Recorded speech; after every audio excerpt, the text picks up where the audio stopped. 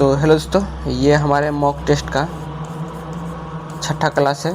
तो आप लोग ज़रूर इन 6 मॉक टेस्ट को देख कर जाएं, ताकि अगर आपके क्वेश्चन में इन 6 मॉक टेस्ट से क्वेश्चन आ गया और आप नहीं जान पाए क्योंकि आपने नहीं देखा, तो फिर आप बहुत पछताएंगे। इसलिए 6 मॉक टेस्ट को एक साथ देख के जरूर जाइएगा।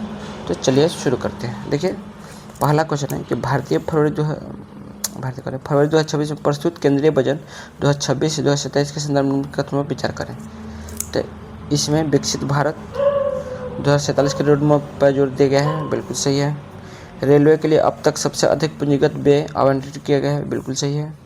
पीएम सूर्य घर मुफ्त बिजली योजना के विस्तार की घोषणा की है, बिल्कुल सही है। यानी आपका तीनों सही है। ठीक, अगला क्वेश्चन है कि हाल ही में लॉन्च हुए सुजबिका पोर्टल का मुख्य उद्देश्य क्या है। तो यह एक एआई आधारित जैव प्रौद्योगिकी समाधान प्रदान केंद्र है। ठीक है। भारतीय नौसेना ने फरवरी 2026 में किस कंबाइंड टास्क फोर्स की कमान संभाली थी। तो वह था कंबाइंड टास्क फोर्स 154, यानी क्षमता निर्माण और प्रशिक्षण के लिए। ठीक, अगला क्वेश्चन है कि BBC Indian sports women of the year 2026 का खिताब किसे दिया गया है। तो दिया गया है स्मृति मंधाना। कौन सी एक महिला क्रिकेटर है। ठीक है।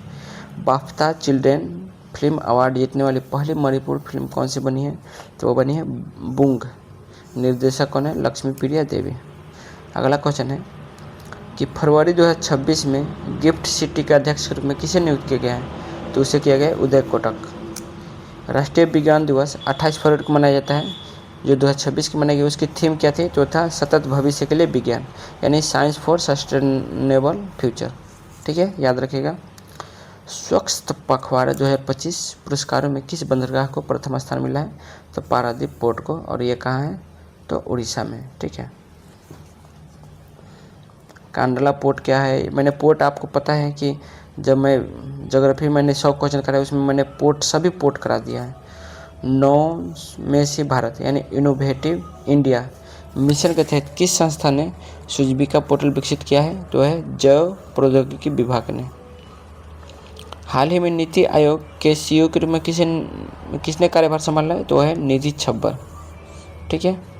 अगला क्वेश्चन है कि निम्नलिखित में से कौन सी संस्था निवारक स्वास्थ्य देखभाल के लिए सुजबिका का उपयोग करेगी। तो है भारतीय चिकित्सा अनुसंधान परिषद, ICMR। ठीक है।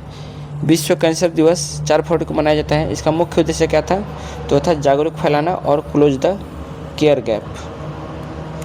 रेलवे की कवच तकनीकी के बारे में क्या समझते हैं। तो है यह एक स्वदेशी ट्रेन सुरक्षा प्रणाली है। यह 2 ट्रेनों को आमने सामने से टक्कर को रोकती है। यह RFID तकनीक पर आधारित है, बिल्कुल तीनों सही है। ठीक है।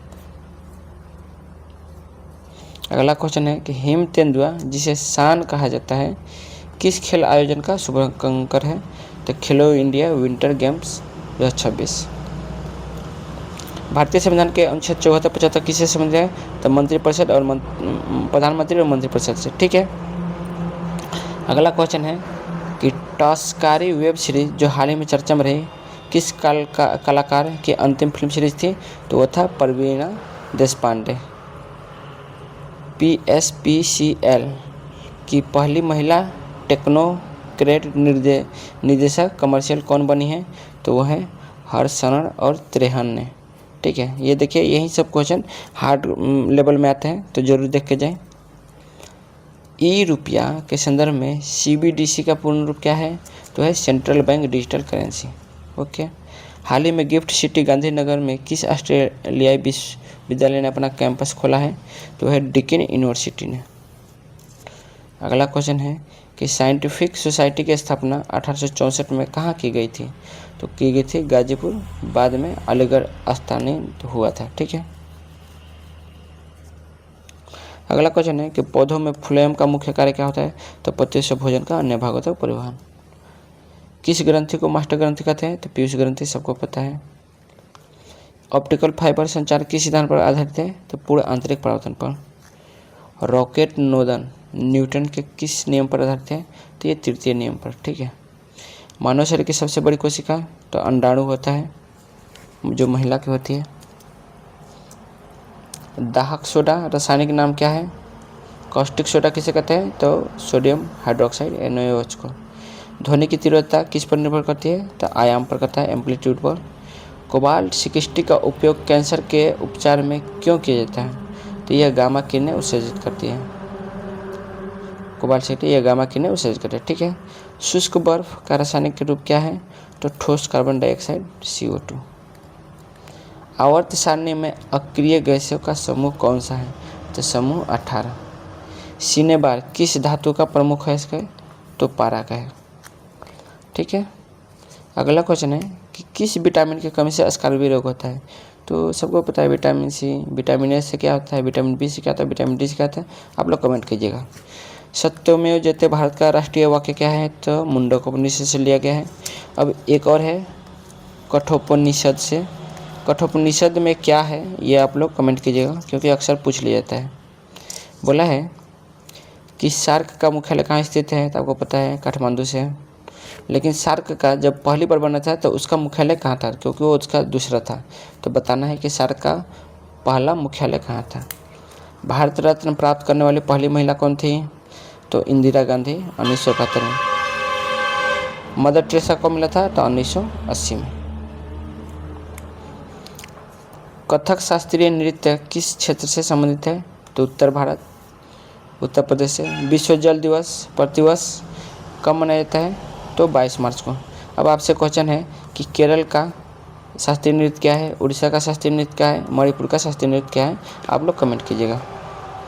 ज्ञानपीठ पुरस्कार किस क्षेत्र में दिया जाता है? तो लिटरेचर।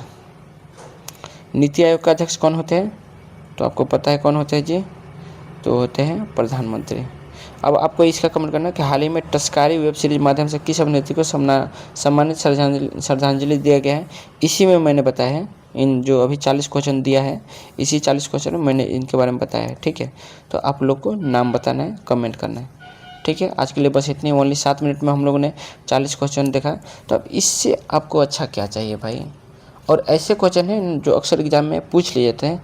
और मैंने करंट अफेयर भी दिया है, तो करंट अफेयर को तो स्किप कीजिएगा ही मत, क्योंकि मैंने वही करंट अफेयर दिया है ना जो अक्सर जो आपके एग्ज़ाम में पूछ लिए जाते हैं, तो जरूर देख के जाएँ। तो चलिए, थैंक यू। लेकिन अगर आपको आप सब्सक्राइब कर लीजिएगा अगर नहीं सब्सक्राइब किए होंगे तो। ठीक है। और लाइक करना बंद मत करें। ठीक है। क्योंकि बहुत लोग लाइक नहीं करते हैं, क्योंकि लाइक करने में लगता है आप लोग को पैसा लगता है। ठीक है।